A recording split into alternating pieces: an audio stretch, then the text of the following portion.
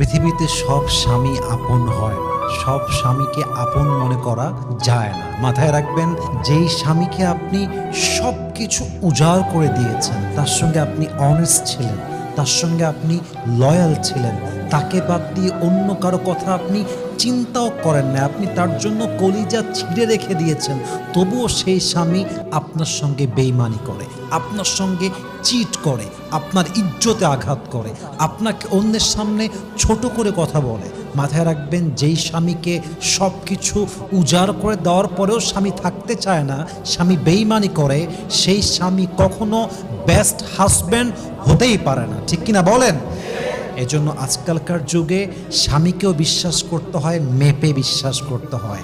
স্বামীকেও ভালোবাসতে হয়, কিন্তু লেভেল বুঝে ভালোবাসতে হয়।